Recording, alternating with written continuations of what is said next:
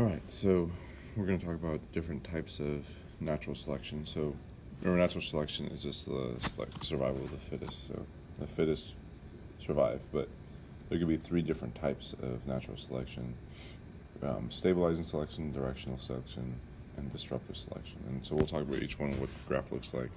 So, stabilizing selection favors a medium trait, just like if the environment or whatever they live or whatever food they have, it favors a trait that's in the middle. Directional selection is when you have an extreme trait, like one way or the other, and then disruptive is if you have both extremes. So the stabilizing is for example, like human birth rate, right? So if a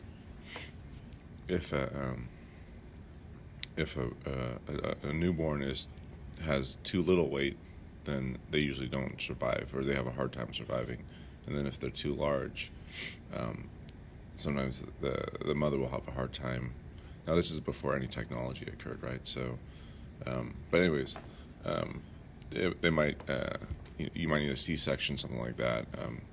Also, human body temperature is an example, right? It's like we always want to be somewhere in the middle. Like you don't want to be too hot, right? Like if you have fever and you're 100 and something, and that can start affecting like your brain and that kind of stuff. And if you're too low, then that means you don't have enough blood flow and you start getting frostbite, that kind of stuff, right? And so your human body temperature, we talk about homeostasis, you want to be right in the middle. And so if we can imagine that, let's just say, so when we do these graphs, we always put, this is like the population, and then this is the trait. So here, let's just do body temperature. So this is body temp, right? So when we first started, humankind first started, the graph we'll always say the graph looks like this. It's called a bell curve, where you have most people in the middle and some people on the outside.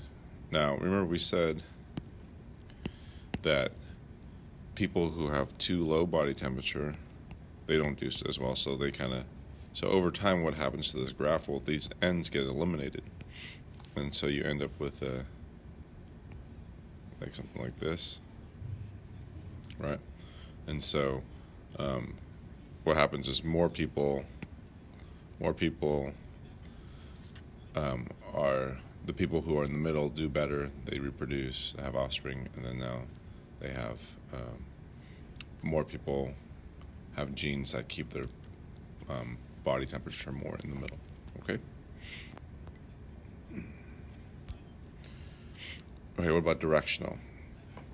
So directional is when it goes in one direction, right? And so, for example, when we talk about, say, let's just use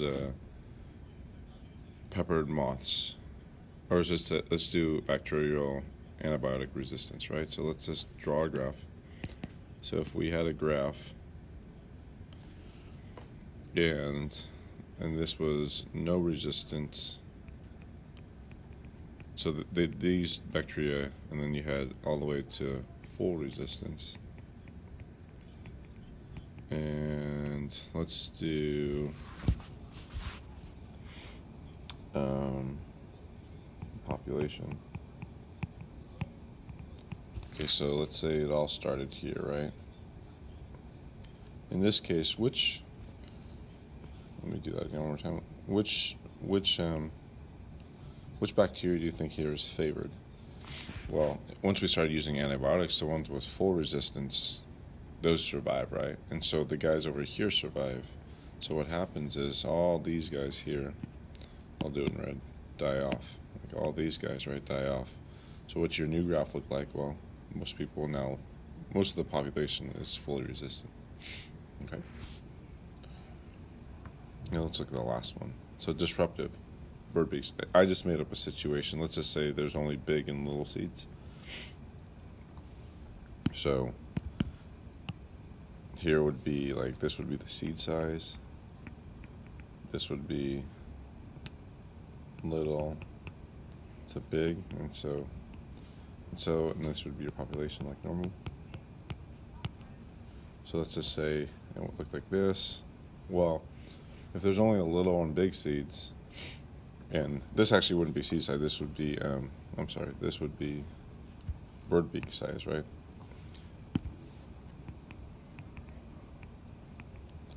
You would see that what would happen is the people with little beaks would get the little seeds, right? Big beaks, big seeds, but right in the middle, there's no like medium-sized seeds, right? There's only specific size seeds, so only specific birds would. So you would get like this, like that, and so this is called disruptive. It disrupts kind of the middle, so to speak. Okay.